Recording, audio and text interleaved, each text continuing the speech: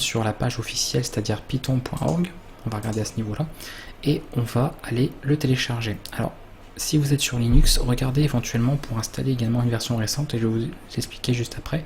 On va aller dans Download, et vous allez remarquer qu'il y a deux versions différentes. Il y a une version 3.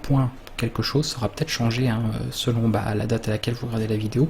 Moi c'est la 3.5.2 à l'heure où j'enregistre, et vous avez une version Python 2.7.12.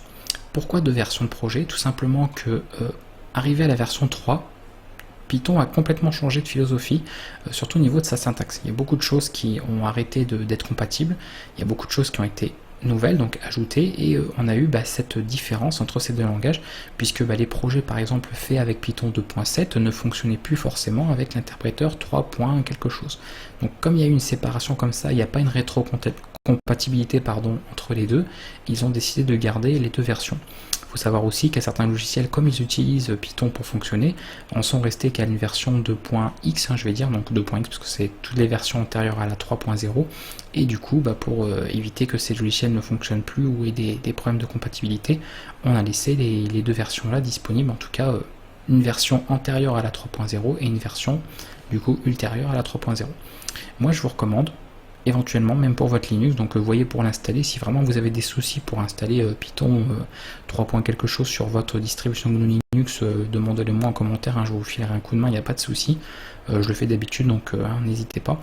Et pour Windows, je vais le faire ici en direct, donc vous n'aurez pas de problème normalement, si vous faites exactement ce que je vous montre dans la vidéo, là vous n'aurez pas de souci, tout fonctionnera.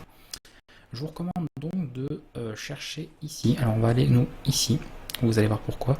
Vous cherchez la version la plus récente, donc moi comme je vous ai dit à l'heure où j'enregistre c'est la 3.5.2, donc vous voyez que c'est pas forcément celle la plus en haut, donc on peut vérifier rapidement, mais globalement c'est ça, c'est la 3.5.2, donc on va cliquer dessus, on arrive sur ce genre de page, je vais aller dans Files tout en bas là, et vous voyez que j'ai plusieurs versions. On a d'ailleurs une version ici macOS apparemment qu'on peut installer directement, il y a les exécutables, donc éventuellement si vous voyez que c'est pas installé sur Mac, vous voyez que les exécutables sont ici. Il y a pour 32 bits, pour 64 pardon, et 32 bits, là on a pour 64 bits au niveau de Windows et 32 bits, ça dépend de votre système, encore une fois, de votre architecture. Si vraiment vous ne savez pas l'architecture de votre système, pareil, vous le demandez en commentaire, je vous dirai comment voir ça, mais normalement vous le savez. Pour faire simple, si vous avez plus de 3 à 4 Go de mémoire vive, c'est qu'a priori vous êtes sur du 64 bits, vous avez un processeur on va dire plus récent, sinon c'est que vous êtes sur du 32 si vous avez une vieille machine. Donc vous pouvez partir sur le 64, moi je vais partir là-dessus puisque je suis évidemment sur ce genre d'architecture. Et on choisit dans tous les cas, que ce soit du 32 ou du 64, le Executable Installer. Comme ça, on va pouvoir faire tout directement en ligne. Donc on récupère ça, on va le télécharger. Et après, on va pouvoir l'installer tranquillement avec la bonne config, puis voir que tout fonctionne, puisque il faut avoir l'outil fonctionnel avant de pouvoir commencer à découvrir ce langage. Donc là, on est bon. Hop. Voilà, donc il arrive moi sur le bureau, je vais l'installer directement. C'est très simple à mettre en place, c'est vraiment pas compliqué. Là, vous pouvez cocher Install Launcher for All User, comme ça vous n'êtes pas embêté.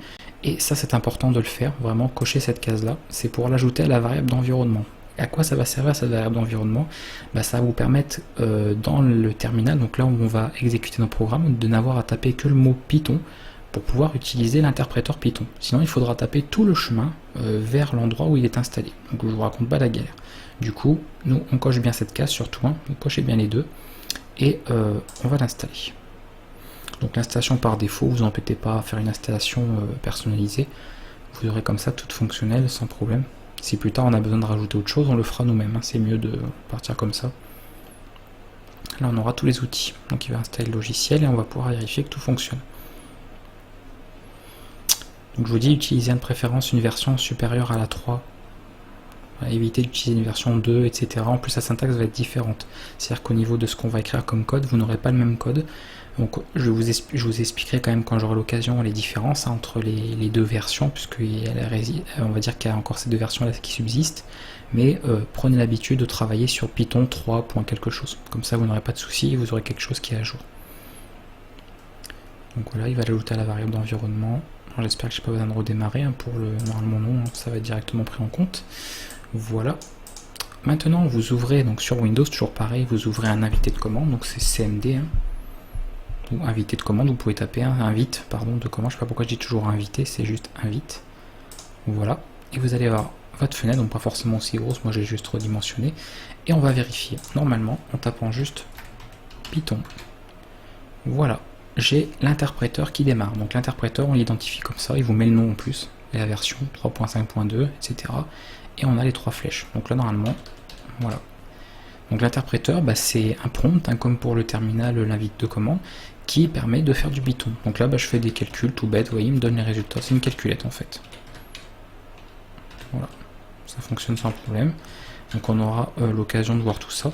Je vous apprendrai pas, enfin on le verra rapidement, je ferai une annexe en tout cas, comment utiliser l'interpréteur, puisque nous allons directement, pour faire plus professionnel, travailler dans des fichiers. Même si je suis d'accord, dans certains logiciels on travaille sur un interpréteur, c'est pour ça que je vous ferai une vidéo en annexe, mais nous on va apprendre à faire des projets directement dans des fichiers pour que ce soit voilà, plus rapide, et qu'on ait comme ça un projet qui puisse être distribué éventuellement.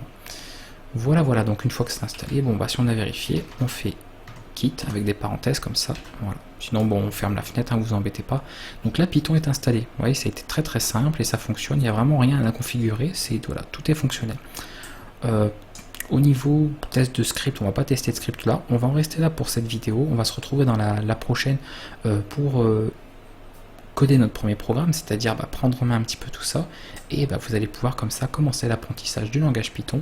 Si encore une fois il y a quelque chose qui n'a pas été suffisamment clair, que vous avez galéré pour l'installation parce que vous êtes sur un autre système que Windows ou autre, vous avez une question simplement au niveau du projet Python lui-même, n'hésitez pas à le poser dans les commentaires, à me contacter. De toute façon je suis toujours disponible, et nous on se retrouve écoutez, pour une prochaine séance. On va commencer à programmer en Python, et voilà, vous allez pouvoir apprendre pas mal de petites choses. À très bientôt.